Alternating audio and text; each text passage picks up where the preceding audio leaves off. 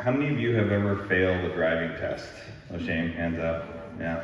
Okay, so about 80% of you are liars. That's great. I'm just kidding. When I took a driving test for my Class 4 license, so I could drive big passenger vans at one point, and I actually, the first time I took it, I failed the test.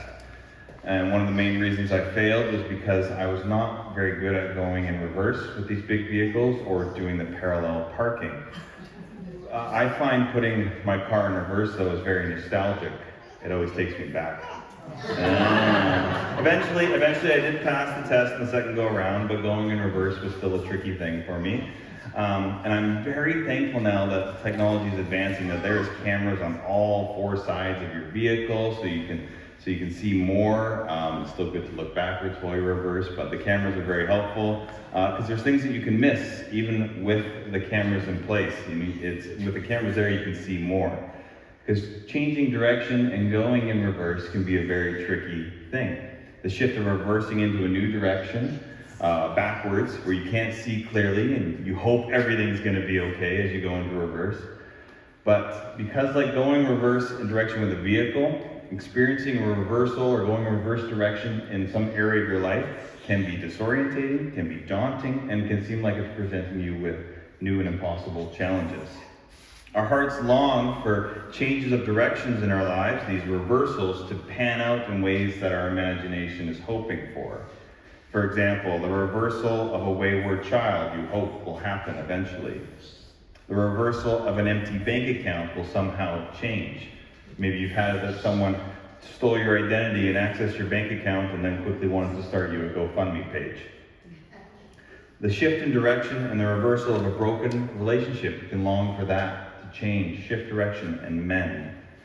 The reversal of maybe a negative health problem you long to lift. We want reversals to happen in our favor. So a question I asked this morning is, what area of your life are you wanting a reversal? A change to come about that is in your mind's eye what you're longing for. We want reversals to happen in our favor, as did the people in our story that we're going to look at today, the sermon series we've been walking through. We've been in the book of Esther in the Old Testament, and we're in a sermon series called Active Assurance.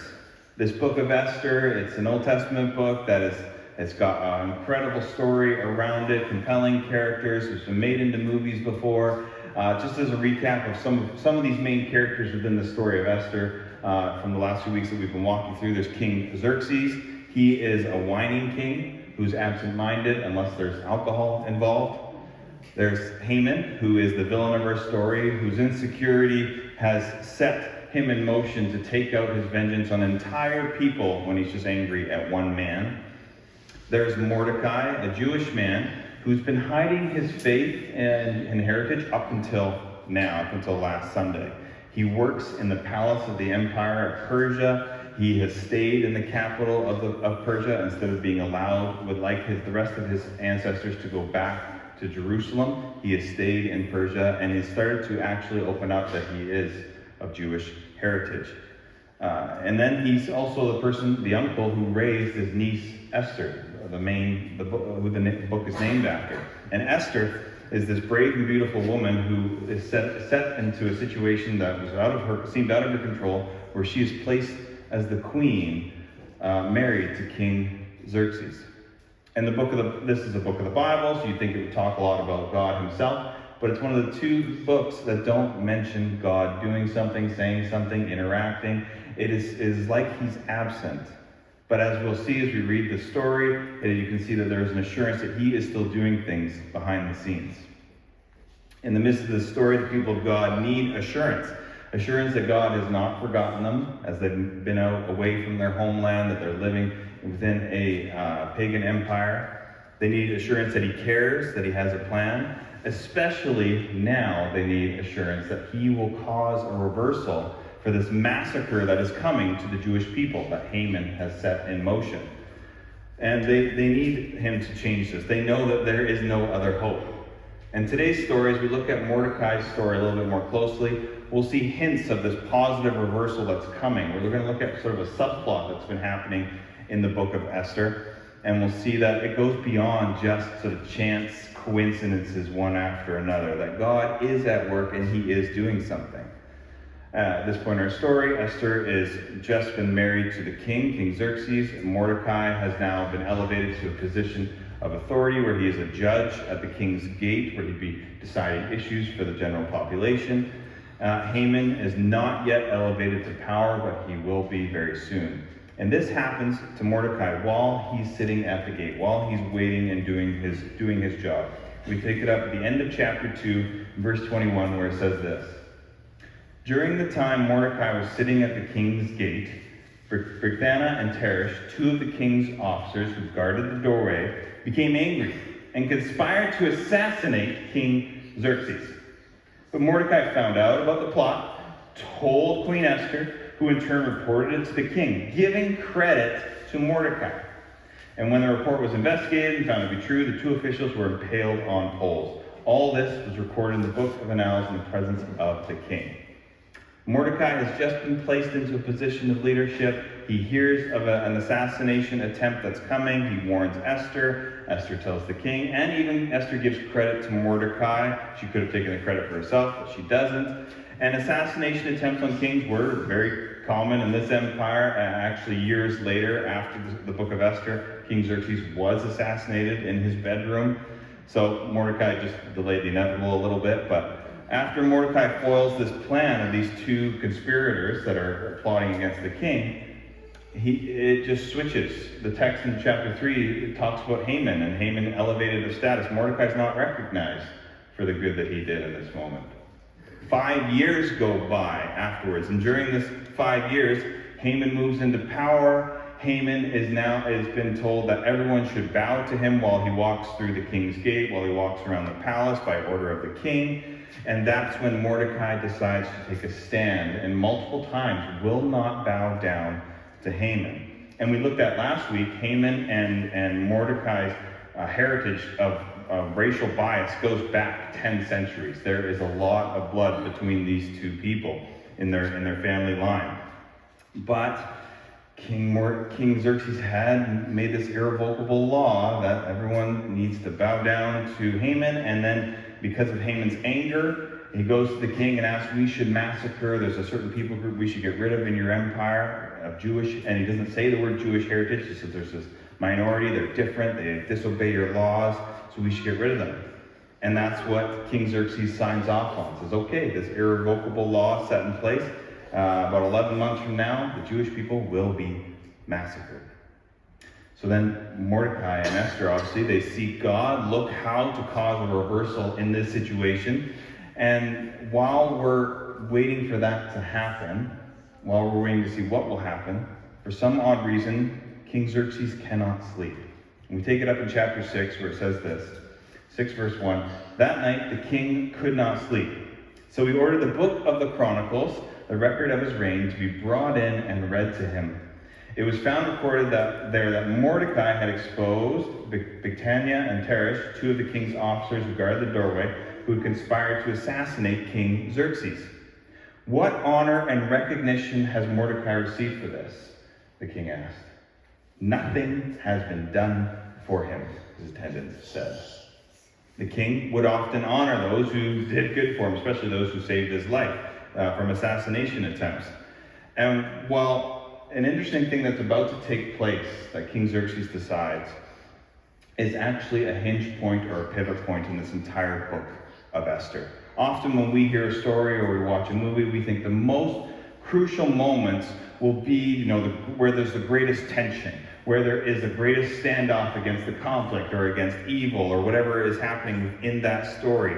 But the pivot point, the hinge point of this story comes from the odd reason that just the king could not sleep.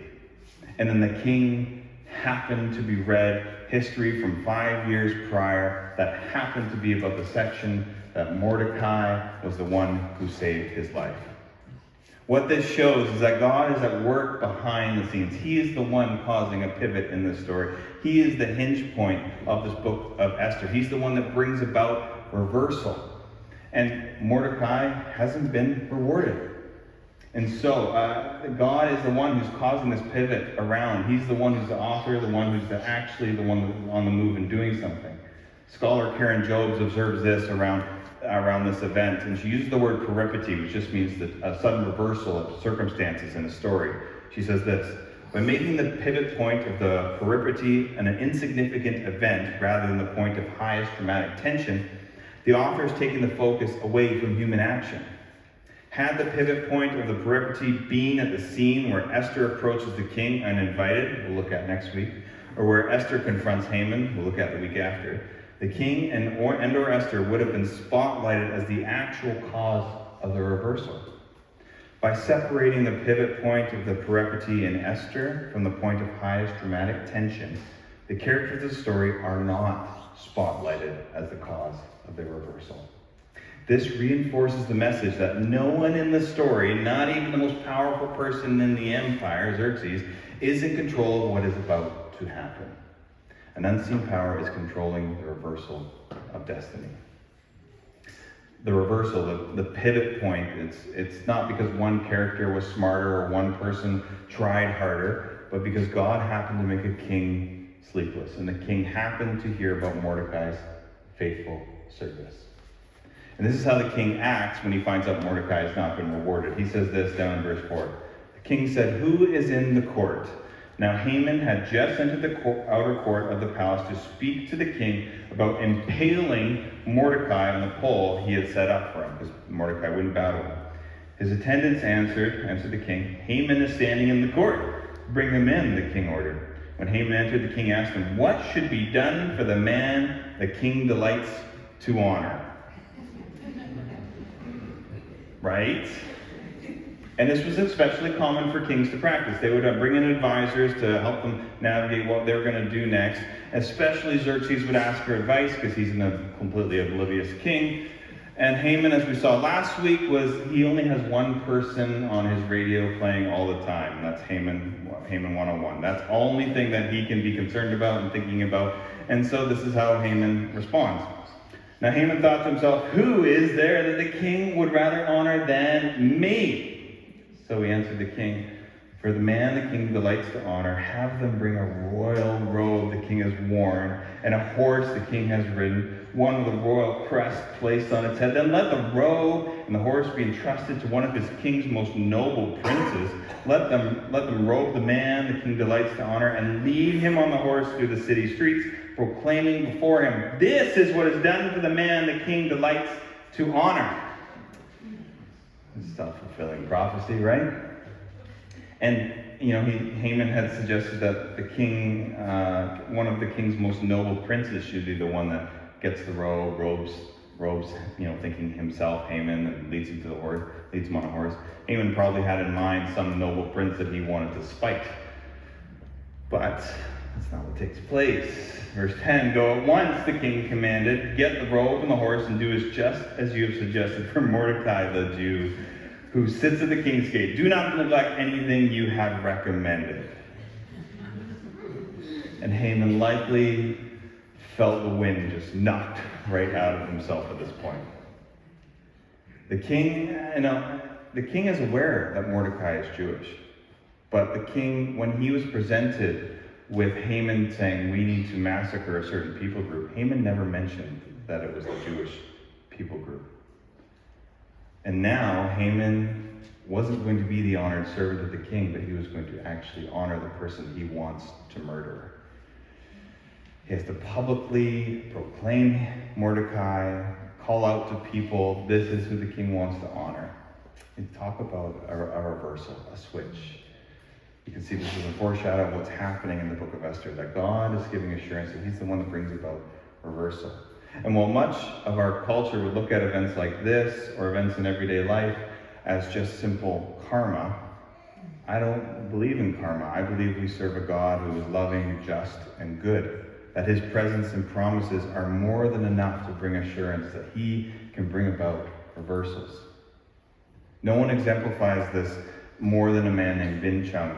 When Ving Chung takes a casual walk on the beach, it has two deep meanings for him. The life he almost died in, and the life he now thrives in. He writes in his autobiography, he says this, "When I was 3.5 years old, my family was forced to leave Vietnam and flee to a place I had never heard of, somewhere in the heartland of America, Arkansas." When my family went to sleep in one world and woke up in another. We arrived in this country with nothing but the clothes on our backs and unable to speak a single word of English. My family now holds 21 university degrees, including 5 masters and 5 doctors from institutions such as Harvard, Yale, Georgetown, Stanford, George Mason, Michigan, and Arkansas. But in July 1979, my family lay half dead from dehydration in a derelict fishing boat jammed with 93 refugees lost in the middle of the South China Sea. How we got from there to here is quite a story. Part of that story is Vinh Chun was born in South Vietnam just 8 months after Vietnam fell to communists in 1975. His family was actually very wealthy, owned a rice business, but within months of the communist takeover, his entire family's wealth and businesses was taken away. His family, being ethnically Chinese, knew that the communist government was persecuting ethnic minorities, so they decided to flee the country. In 1979, they joined what was called the legendary boat people and sailed into the South China Sea. And knowing that estimated 2,000 people had already died at sea, either brutal pirates or violent waters, there's him, 3.5 years old, in that boat. They boarded this rickety vessel. The living conditions obviously were abhorrent. Food was rationed, drinking water was scarce, sleep was rare, nausea was common, and at one point, as they entered the open ocean, pirates raided their boat and took all of their possessions. Their boat eventually made it to a Malaysian beach where they thought maybe they'd be rescued. But instead of offering asylum, soldiers held them at gunpoint, brutally beat his father and his uncle. They were towed back out to sea on a smaller boat with no supplies, no fuel, and cut to drift. With no hope in sight, his parents considered the unimaginable, throwing their children overboard rather than watching them die of starvation and dehydration. At one point, his father was not a religious man, got down on his hands and knees and prayed. They were out of water. They had been out of water for a few days, and that night it rained. They thought, our relief is here, but it was temporary. But on day 6 of floating in the open ocean after being sent out from the Malaysian beach, they thought, this is it. We can't live another day in these conditions. We are all going to die here. But God uses people who aim to do what is right, like Mordecai did when he heard of an assassination attempt. There's a man named Stan Mooneyham, which is a great last name, super fun. He served as the president of World Vision from 1969 to 1982, and when he heard about people floating in the South China Sea, he went right to work. He chartered a World War II landing ship, loaded it with food, water, diesel, fuel, and medical supplies, and set sail out of the Singapore harbor. By the time they came to Vin's boat, they'd already rescued several hundred refugees in the South China Sea. According to Mooneyham, the boat that carried the Chung family was no more than a day or two from completely falling apart in the ocean. They rescued the exiles onto the ship, they began treatment, and a 4-day trip back to Singapore, which consisted of rest, recovery, and there was church services on the boat. Vin's father, Mr. Chung, was not a religious man, but he attended the church services on the boat because he wanted to know why these people rescued them when all the rest of the world completely ignored them. And the answer from Mooneyham? Jesus. Mooneyham described Christ's love for the unloved, his compassion, his kindness, a reversal of who the world deems worthy of love. Vin would later write this. He said, my father suddenly recognized that all the seemingly random events of his life had a purpose. At that moment, my father felt his entire past had been dropped into the South China Sea. He was free. He was forgiven. Now he knew the Creator God had a name and a face. And my father knew he would never be the same again. Here's a photo from 2011 of their family now. His parents there in the middle in white dress and dark suits. Vin himself, the author who wrote his story, is standing right behind him, and his wife in the purple dress. There is 11 children and 17 grandchildren in this family. God brings reversals that we cannot see, that we cannot imagine, that we cannot close to hope of what it could be like. Vin knows deeply how close his life could have ended at 3.5 years old out of the open sea. He writes this in reflection. He said, "So I take this as a reminder of what I have to do, of how much we're blessed with opportunities and the ability to move from being in a position of vulnerability to a position of powerlessness into a position where we can actually give to others." So, back to Haman and Mordecai. Haman has just been told he has to find the robe. He has to find the horse. He has to robe Mordecai, and he has to lead them through the streets, saying, this is what happens when a man is honored by the king. That's what it says down in verse 11. So Haman got the robe and the horse. And then the three most loaded words, I think, in the Old Testament, he robed Mordecai and led him on horseback through the city streets, proclaiming before him, "This is what is done for the man the king delights to honor." And after this total reversal of circumstances takes place, it says, afterward Mordecai returned to the king's gate. Goes back to his job. He doesn't take it as a thing to gloat in. He just goes back to his role that the king has given him. But Haman rushed home with his head covered in grief. And that's Haman's response. All he can think about is how this makes him look. How this makes him look terrible. So that's what takes place. And Haman's reputation is at stake. And Haman's family, who earlier in the story had tried to, encourage him to move forward with getting rid of Mordecai and all his people, is now starting to recognize, there are other things at play right now. Maybe you shouldn't be pursuing vengeance against Mordecai. This is how his family responds. Haman told Xerxes and his wife and all his friends everything that had happened to him. His advisors and his wife Xerxes said to him, "Since Mordecai, before whom your downfall has started, is of Jewish origin, you cannot stand against him." Stop. "You will surely come to ruin." While they're still talking with him, the king's eunuchs arrived and hurried Haman away to the banquet Esther had prepared, which we'll begin to look at in the coming weeks around these conversations, these banquets that Esther is organizing with Haman and with the king.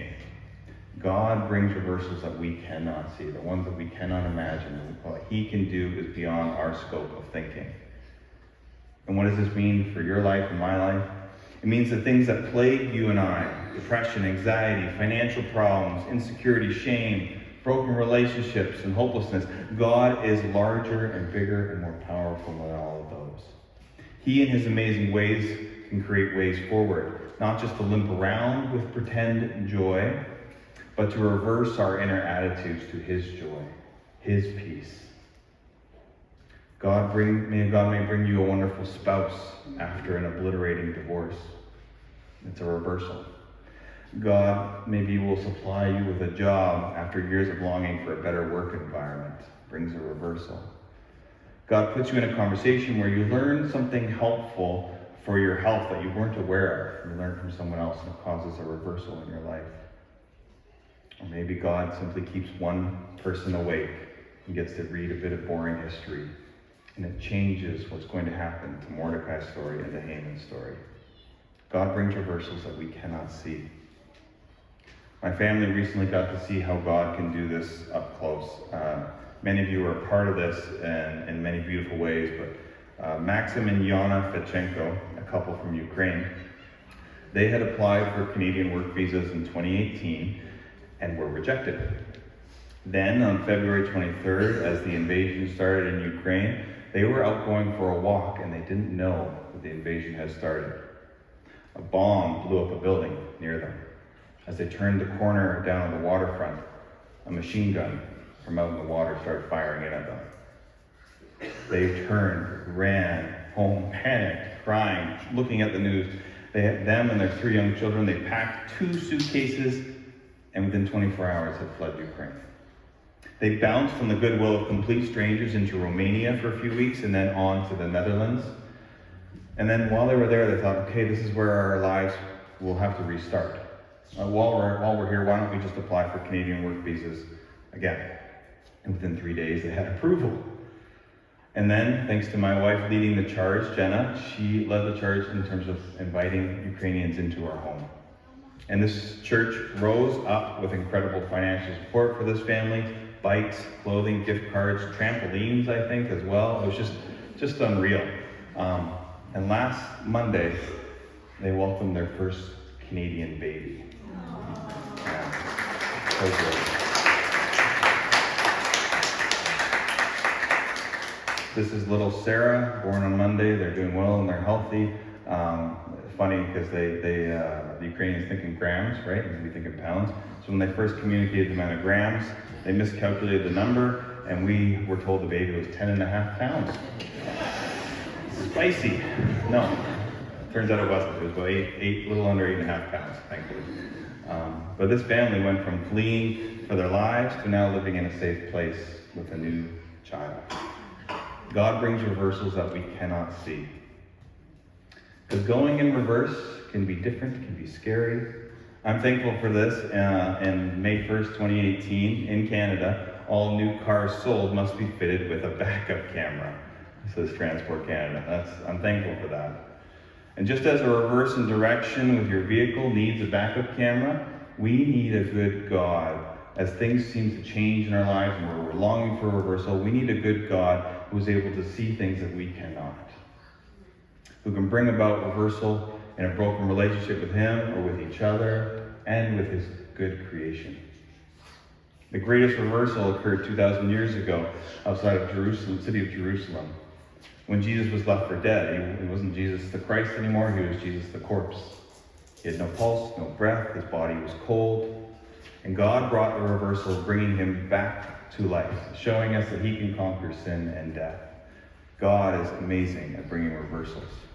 He brings reversals we cannot see.